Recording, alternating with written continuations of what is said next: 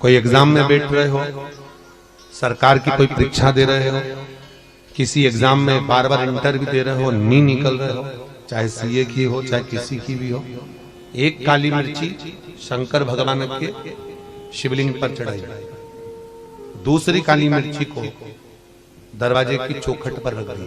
चौखट जानते हैं? चौखट पे रखकर अपने उल्टे पांव को उस काली मिर्ची पर रखिए और घर से बाहर निकल जाइए एग्जाम के लिए, आप उसमें उत्तीर्ण हो जाएंगे।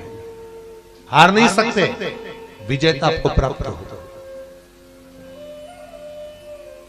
काली मिर्ची को नेत्र बिंदु कहा गया। भगवान विष्णु की विजयता के लिए भगवान विष्णु ने अपना नेत्र शंकर को दिया था। शंकर ने सुदर्शन चक्र दिया। आप काली मिर्ची शिव को समर्पित कर फिर जाइए, आपको लाभ। प्रॉपर्टी से जुड़ा हुआ कोई केस चल रहा हो, अदालत में कोई कार्रवाई चल रही हो, कोई अदालत की कार्रवाई चल रही हो और नहीं पूरी हो रही हो, तो भैरव, काल भैरव का स्मरण करना चाहिए। और भैरव मंदिर में भगवान शंकर का ही स्मरण कर कर जो पुष्प, चाहे वो लाल पुष्प हो चाहे श्वेत पुष्प हो, समर्पित करना चाहिए। जैसे विशुभ योग में किया गया सत्कर्म शुभ होता है। विशुभ योग कब आते हैं? शिव महापुराण में वर्णन किया गया है। गीता प्रेस की, गोरखपुर की गीता प्रेस शिव महापुराण की अगर किताब लेकर आएंगे तो उसमें पृष्ठ संख्या 44, पेज नंबर 44 पर विशुभ योग का वर्णन लिखा हुआ। विशुभ योग 2 बार आता है। एक बार आएगा 21 मार्च को और दूसरी बार आता है 22 सितंबर। ये तो हो गई अंग्रेजी तारीख। हिंदी के अंतर्गत अगर देखेंगे तो चैत्र मास की नवमी और अश्विनी मास की नवमी, ये दोनों को विशुभ योग रहता है।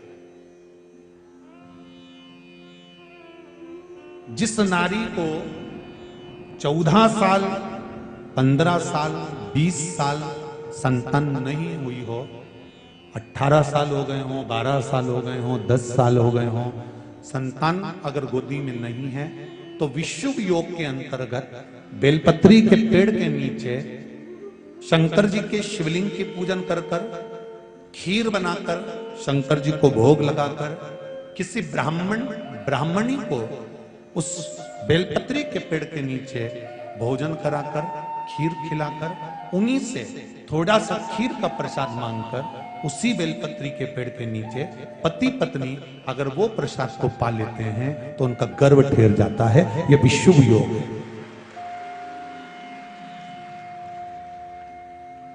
गीता प्रेस गोरखपुर की पृष्ठ संख्या 44। कई लोग नहीं तो फिर बाद में कहेंगे कि कहां से बोल दिया महाराज। इसलिए आजकल बोलने से पहले आप लोगों को पृष्ठ संख्या भी बता देते हैं कि इस किताब में से, इस जगह से, इस पुराण में से बोल दो। विशुभ योग 2 बार आता है। एक बार कब आएगा भैया? जम के बोलो जरा। आज कौन सा मार्च है? आज 13 मार्च है। अभी मार्च के महीने में आएगा। कितनी मार्च को? 21 मार्च को। और फिर आएगा 22 सितंबर। ये विशुभ योग माना। विद्याध्ययन के लिए भी ये प्रबल होता है महाराज। जिसके शरीर में कहीं सफेद दाग पड़ गए हों या सफेद में कहीं शरीर में चर्म रोग हो गया हो, तो विशुभ योग के दिन का पूजन का भी प्रमाण वर्णन किया गया है। उसको करने के बाद 15 दिन के अंदर वो चमड़ी अपने असली रंग में आने लगती है। वो विशुभ योग के अंतर्गत होता है। वो भी विशुभ योग।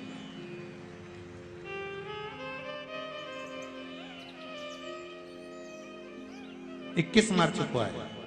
आप शिव आराधना करिए, शंकर का भजन करिए, स्मरण करिए, ये जीवन को सुख देंगे। शिव महापुराण की कथा कहते हैं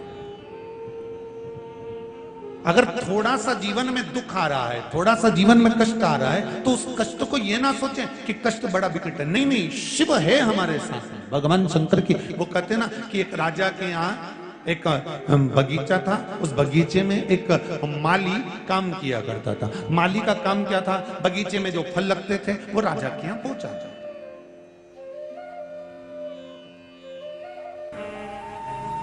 यशोदा जी ने भी कह दिया, जिस दिन तुम मेरे लाला को पकड़ कर बता दोगी ना, उस दिन गारंटी है मेरी, मेरा बेटा चोर नहीं हो सकता।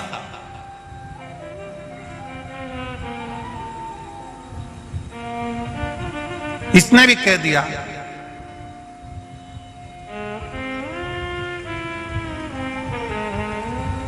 अगर मैंने भी तेरे बेटे को, तेरी औलाद को अगर पकड़कर नहीं बताया तो मेरा नाम भी कमला बई नहीं। अब जो भी उसका नाम होगा उस समय पर, मेरा नाम भी ये नहीं। अब इतनी शर्त लगा के चली गई। यशोदा जी ने अपने लाला को गोदी में लिया और गोदी में लेकर यशोदा जी बोली, कनुआ तेरे से एक निवेदन करूं मैं? हाँ मैया बोल। लाला तू उस गोपी के यहां कभी मत जाना, वो हमेशा तेरे पर इल्जाम लगाती है और मेरे सामने नाक लगा कर आई है बहुत, और कह रही थी मैं पकड़ के बताऊंगी। कन्हैया बोले ठीक है मैया, मैं तो किसी के घर जाता ही नहीं हूं और तूने इतना कह दिया तो अब तो और नहीं जाऊंगा।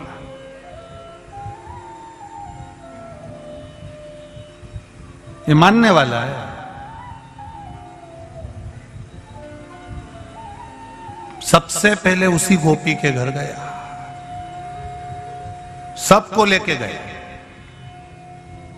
अब गोपी भी इतनी समझदार थी, इतनी चतुर थी कि उसने आज लाला को पकड़ने के लिए मटकी के नीचे घंटी लगा दी थी। नीचे लगा मनसुका, श्रीदामा, मधुसूदन, फिर दाऊ, फिर ऊपर चढ़े कन्हैया।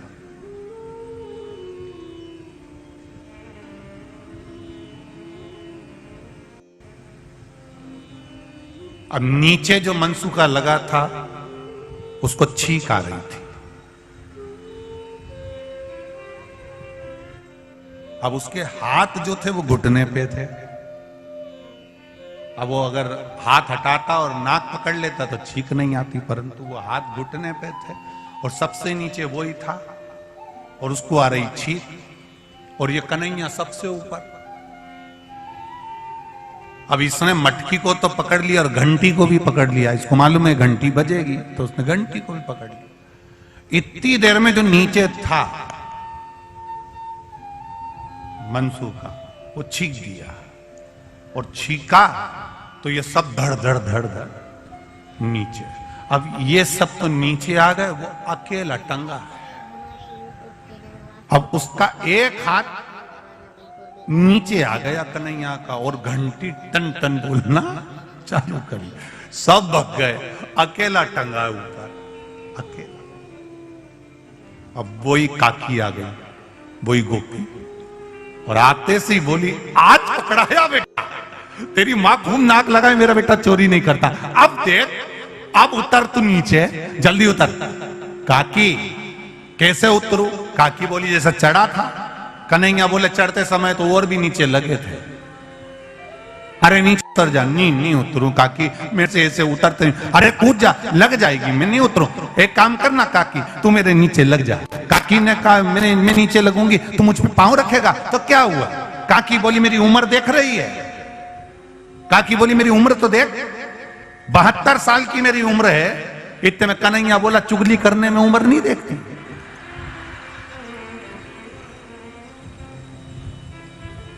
काकी ने बोला मैं लग जाती हूं तो धीरे से उतरना हो, देख मेरा बुढ़ापे का ध्यान रखना हो। अब कन्हैया ने काकी के कंधे पर पांव रखा, मटकी को पकड़ा। अब कन्हैया एक पांव इधर करे, एक पांव इधर करे, फिर इधर करे, फिर इधर करे। काकी यूं यूं होए तो इतने में काकी चिल्लाई, क्या कर रहा है, उतरता क्यों नहीं है? कन्हैया बोला काकी ऐसो लग रहा हो जैसे सावन के महीने में हिंडोला झूल रहा। काकी बोली आग लगे तेरे हिंडोले को, नीचे उतर। तब कन्हैया ने छोटी मोटी पकड़ के नीचे उतरा और काकी ने उसको पांव में दमोच लिया। अब काकी तो कंगा कर रही थी, बाल बा रही थी, पूरा बाल खुला हुआ था उसका, और इसने कन्हैया को पांव में दमोच लिया। और जल्दी से काकी ने कहा, आज पकड़ाई में आया है, तेरी मैया खून नाक लगाती थी मेरा बेटा चोरी नहीं करता, चोरी नहीं करता, आज दिखाऊंगी तेरे को ले जाके, तू चल तो सही। और कन्हैया को पांव में दमोच लिया काकी ने और जल्दी से चोटी करने लगी। अब चोटी करने में समय लगता है, अब चोटी करने में समय लगे तो उसने क्या करा, फिर चोटी नहीं करी। फिर जैसे गुजरात की मेरी बहन क्या करती है,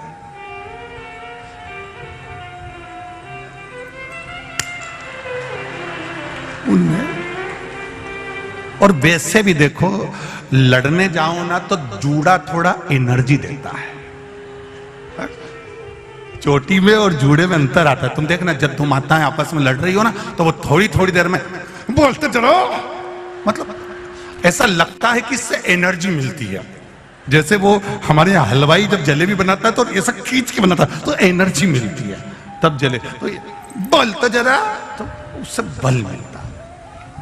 अब काकी ने बाल बांध लिया और बाल बांध के कहे, चल जल्दी कन्हैया, चल उठ तो जरा, तेरी मैया के पास चल, चल तो जरा। अब इतने में कन्हैया कहे, काकी मैया के पास मत ले जा, तुझे मेरी सौगंध है, काकी मैया के पास मत ले जा। काकी तो मानने को तैयार नहीं, ले गई हाथ पकड़ के बाहर, ऊपर से दरवाजे में लगा दी कुंडी, ताला लगाया और लगा के सीधे बाहर लेकर गई। इतनी देर में कन्हैया जमीन पे सो गया, उठे ही नहीं, उठ तेरी मैया के पास चल। नहीं जाऊंगा, नहीं जाऊंगा, नहीं जाऊंगा, मचल गया, नीचे सो गया, जमीन पर पड़ गया, नहीं जाऊं, नहीं जाऊं। काकी भी वहीं बैठ गई। अब काकी वहां बैठी और बैठते से ही कन्हैया उठ के बैठा और बैठते से बोला, काकी, ओ काकी, तेरे सिर की सौगंध कभी मक्खन की चोरी नहीं करूंगा। इतने में काकी बोली, तुम मेरी सौगंध खा रहा है, तेरी मैया की सौगंध क्यों नहीं खाता? कन्हैया बोले, काकी मेरी एक ही मैया है। इतने में काकी बोली, मैं दो चार हूं।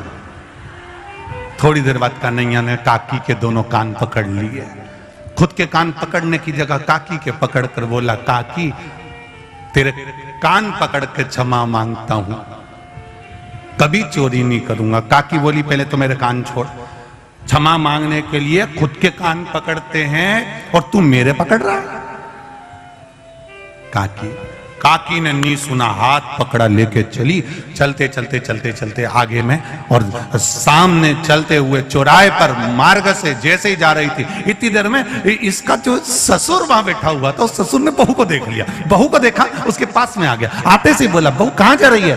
कहीं नहीं, इस कन्हैया को लेकर जा रही हूं, इसकी मैया को दिखाने के लिए। अब ससुर इधर, बहू का मुंह इधर, इतना घूंघट कर लिया, इतना घूंघट। अब पहले का नियम था, ससुर और सास के सामने बहू अपना मुख नहीं खोलती थी। अब आज का जमाना तो बड़ा विचित्र हो गया, अब क्या बोलूं इसका। पहले इतना घूंघट, तुम बहेड़िया परिवार में देखना उनकी दादी जी को, अभी भी बैठी है तो इतना ही डाल के बैठी, तुम देखो जरा, आप देखोगे तो माताओं को देखिए, उनके भेड़िया परिवार की इतना इतना घूंघट तो आज भी लेकर बैठी हुई है। अब पहले का जमाना था, इतना पल्लू लेकर बैठते थे, पहले का जमाने में इतना चलता था, फिर धीरे धीरे इतना आया, फिर इतना, फिर इतना, फिर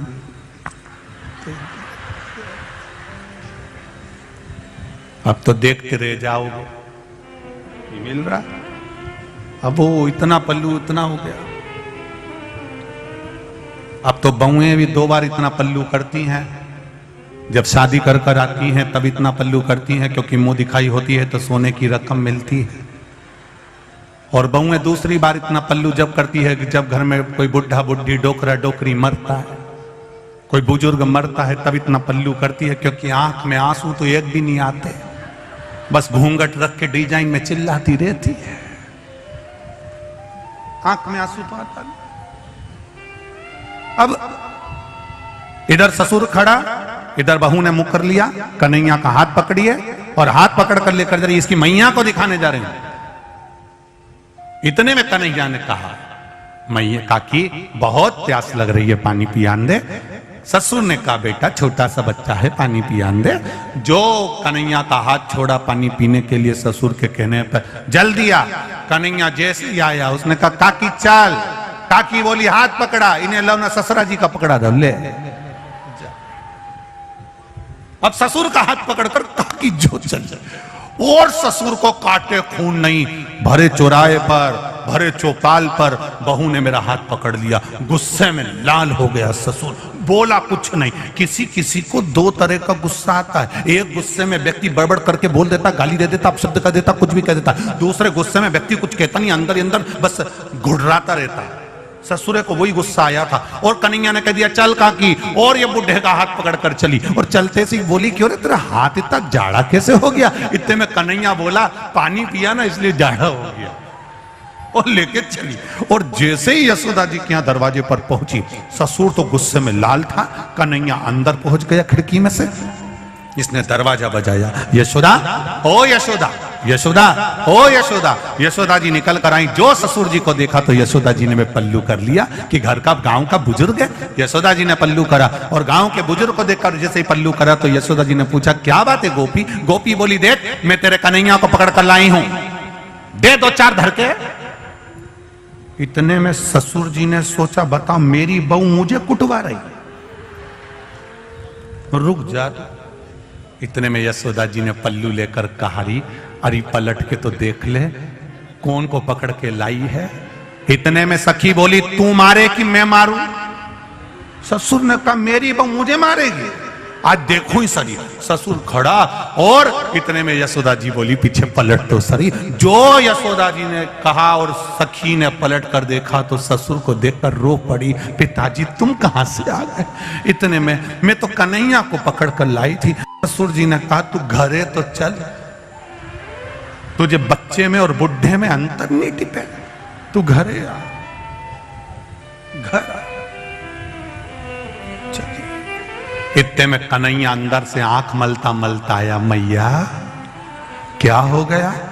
इतने में यशोदा जी बोली ये गोपी तो पागल हो गई। यशोदा जी अंदर गई, कन्हैया बाहर निकल के ठोड़ी पे हाथ रखकर बोला कैसी है?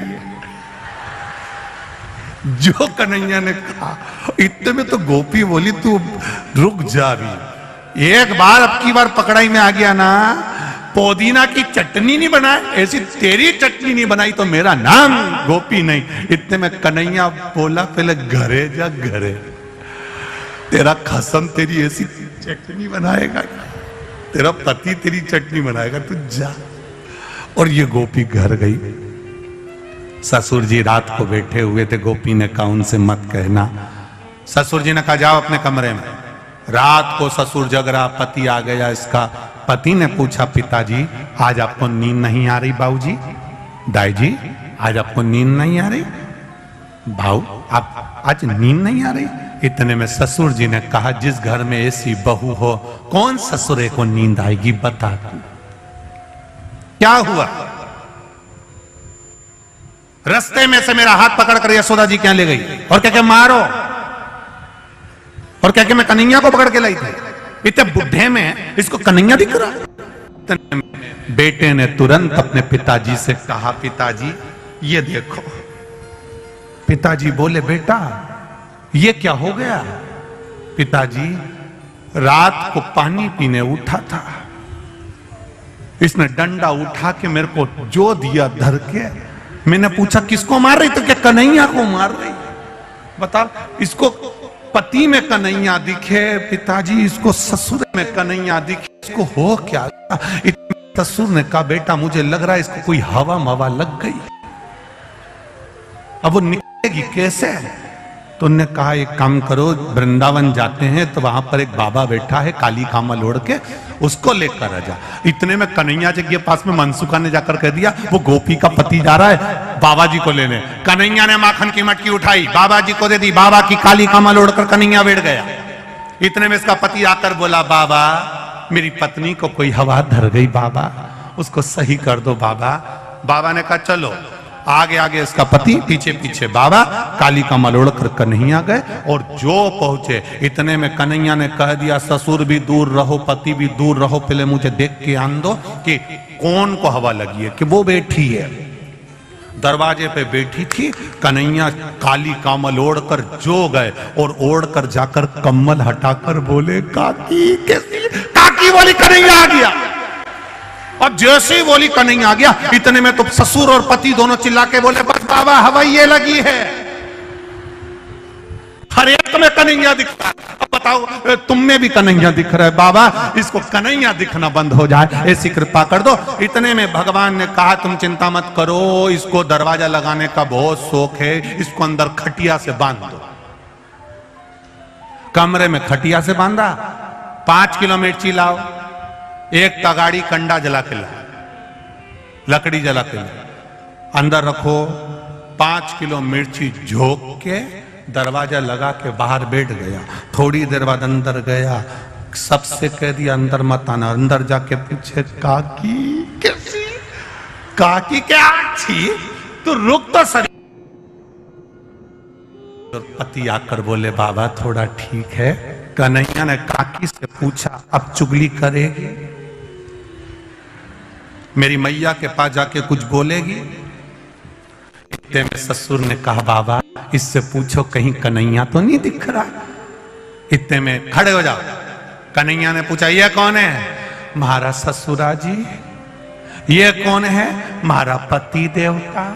मैं कौन हूं? कन्हैया। इतने में ससुर ने कहा, बाबा 2 भूतनी तो निकल गई, एक बच्ची है, 5 किलो और झोंक दो तुम तो, और झोंको 5 किलो। और उन्हें ने 5 किलो मिर्ची और झोंक दी। ले अब की बार कन्हैया ने पूछा, ये कौन? महारा ससुरा। ये कौन? महारा पति देवता। आज जो बोले, ये मैं कौन? बाबा।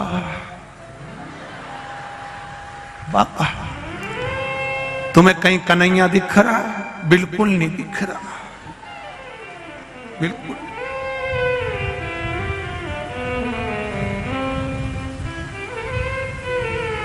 कोई नहीं।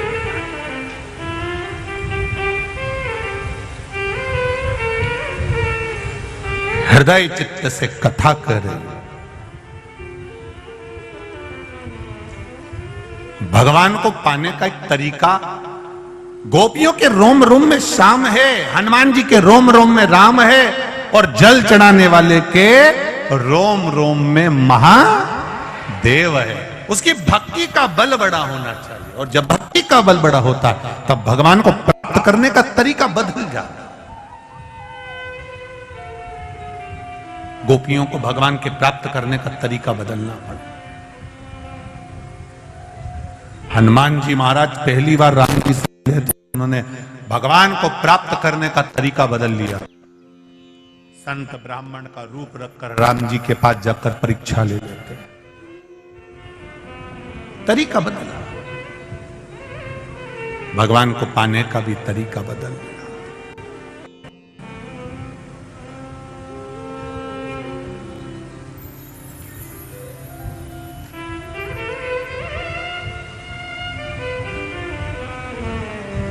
भगवत पद की प्राप्ति का तरीका बदला। बस शिव कथा यही कर रही है। आप दिल से, हृदय से, चित्त से, मन से जब भगवान की शरणागति ग्रहण करते हो, तब भगवान आपको पकड़ लेगा। ही पड़ेगी, स्वयं ढले। देवव्रत, कश्मीर प्रदेश में देवव्रत नाम का ब्राह्मण, और ब्राह्मण अपनी बेटी को हमेशा कहता है, अपनी संगति सही रखना, विचार सही रखना, सोच सही रखना, गलत लोगों में मत पड़ जाना, गलत लोगों के बीच में मत जाना। बार बार अपनी बेटी को समझाता था, पर बेटी का विवाह कर दिया गया। बेटी का विवाह करने के बाद भी बेटी की चित्त बुद्धि सही नहीं हो पाई। वो विवाह होने के बाद भी पर पुरुषों पर उसकी दृष्टि पड़ी रही, पर पुरुष पर उसकी दृष्टि पड़ी।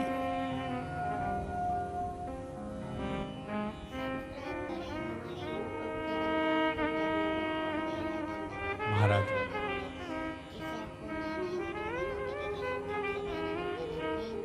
स्कंद पुराण का ये संवाद है। स्कंद पुराण का संवाद। दृष्टि गलत पड़ी रही। शादी होने के बाद भी पर पुरुष पर उसकी दृष्टि जाती थी। जो नारी